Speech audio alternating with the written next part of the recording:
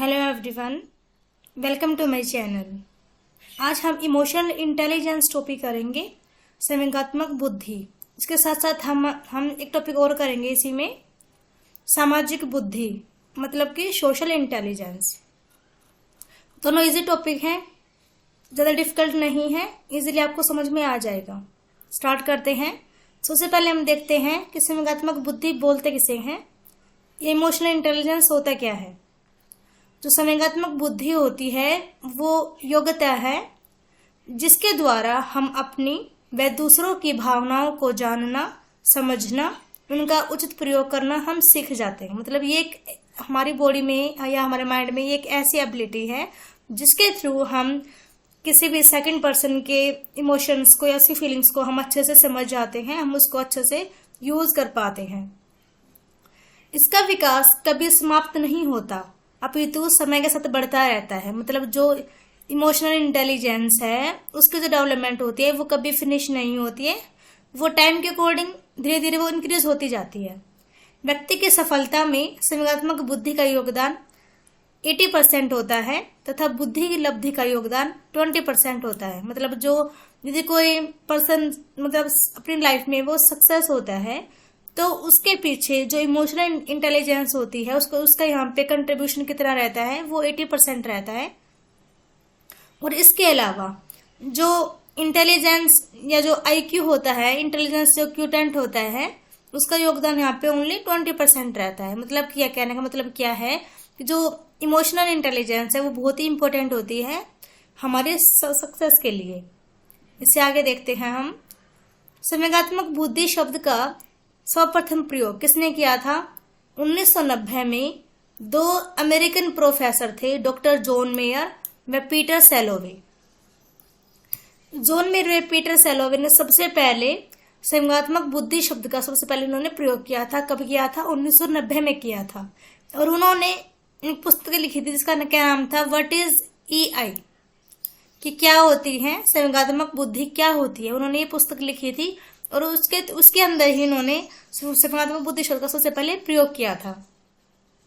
यदि हम वर्तमान समय की बात करें तो वर्तमान में जिस रूप से हम इमोशनल इंटेलिजेंस का हम यूज करते हैं या हम उसको एक मतलब हमारे लिए वो एक चर्चा का विषय बना हुआ है, तो उसके पीछे जो मेन मतलब जो यहाँ पे श्रेय जाता है वो किसको जाता है?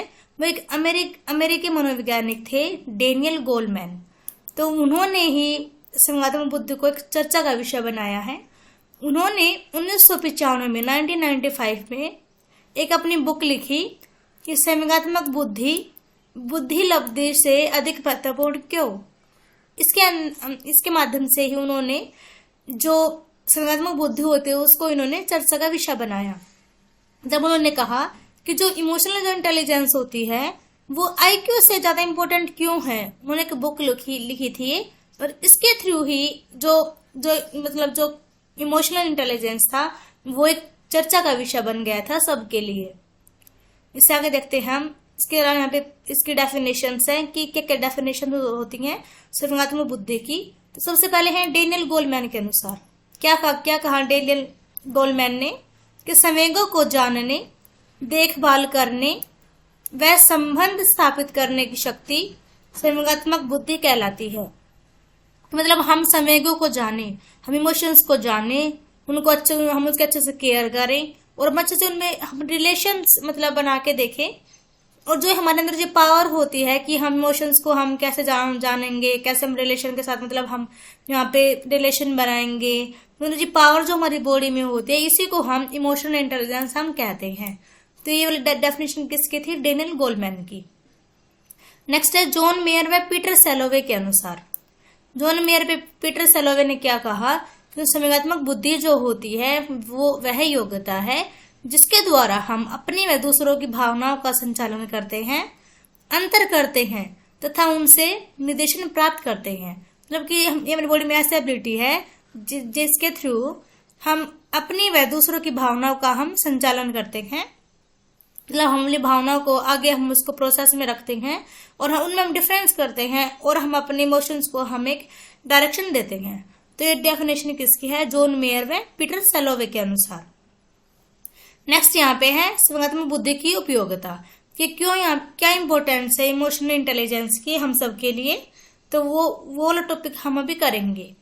कोई व्यक्ति जीवन में कितना सफल हो सकता है, इसकी भविष्यवाणी EQ मतलब कि संज्ञानात्मक लब्धि मतलब कि इमोशनल क्यूटेंट द्वारा की जा सकती है। जीवन को सुखमय शांति प्रिय बनाने में इसका बहुत ही बड़ा योगदान होता है EQ का, मतलब कि इमोशनल इंटेलिजेंस का। विद्यार्थी जीवन में मिलने वाली सफलता के पीछे भी इसका योगदान होता है। समुदाय के अंतर्गत अपना स्थान बनाए रखने में भी इसका योगदान होता है। संबंधों में घनिष्ठता लाने में भी इसका ये सहायक होती है इमोशनल इंटेलिजेंस। और जीवन में विभिन्न क्षेत्रों में वांछित सफलता प्राप्त करने में भी इसका योगदान होता है। तो ये हो गई यहाँ पे इसकी उपयोगिता, कि क्या क्या यहाँ पे उपयोगिता होती है इमोशनल इंटेलिजेंस की। तो ये वाला टॉपिक हमारे पे पूरा हो जाता है। नेक्स्ट टॉपिक हमारे इसमें था सामाजिक बुद्धि, सोशल इंटेलिजेंस। तो यहाँ पे इसके बारे में हम बात करते हैं कि गैर संज्ञानात्मक बुद्धि को सामाजिक बुद्धि के रूप में जाना जाता है। मतलब कि एक तो होता है संज्ञानात्मक बुद्धि, कोग्निटिव इंटेलिजेंस, होता है गैर संज्ञानात्मक बुद्धि, उसको कहा जाता है सामाजिक बुद्धि। थॉर्नडाइक ने 1920 में इस शब्द का प्रयोग करने वाले पहले मनोवैज्ञानिक कौन थे? वो थे थॉर्नडाइक। थॉर्नडाइक ने 1920 में 1920 में सबसे पहले सामाजिक बुद्धि शब्द का प्रयोग किया था थॉर्नडाइक ने, जो बुद्धिमानी से दूसरे लोगों को समझने और प्रबंधित करने के कौशल का वर्णन करते थे। मतलब क्या कहा थॉर्नडाइक ने कि जो बुद्धिमान लोग होते हैं वो एक दूसरे को समझते हैं और एक दूसरे के मतलब उनके जो कौशल होते हैं उनको वो अच्छे से उसको अरेंज करने में उनकी हेल्प करते हैं। ये बात किसने कही? थॉर्नडाइक ने कही। यहाँ पे है डेफिनेशंस सामाजिक बुद्धि की। गोलमैन ने क्या कहा कि बुद्धिमानी मात्र हमारे संबंधों के बारे में नहीं, अपितु दूसरों से संबंधों में भी है। मतलब जो बुद्धिमानी होती है वो हमारे संबंधों के बारे में नहीं बताती, बल्कि दूसरों के बारे संबंध में भी बताती है वो हमको। ये एक बात किसने कही? गोलमैन ने कही। नेक्स्ट है पीटर मेयर वेस्ट सेलोवे के अनुसार इन्होंने क्या कहा कि जो संज्ञानात्मक बुद्धि होती है वो सामाजिक बुद्धि का ही एक हिस्सा है। मतलब जो इमोशनल इंटेलिजेंस जो होती है वो सोशल इंटेलिजेंस का ही एक पार्ट है। ये बात कही मेयर व सेलोवे ने। नेक्स्ट देखिए, इस कारण से बारओन ने 2006 में प्रस्तावित किया कि ये दोनों पद एक दूसरे से संबंधित है। मतलब जो संज्ञानात्मक बुद्धि है और जो सामाजिक बुद्धि है वो दोनों एक दूसरे से संबंधित हैं और एक ही निर्माण के घटक का प्रतिनिधित्व करते हैं।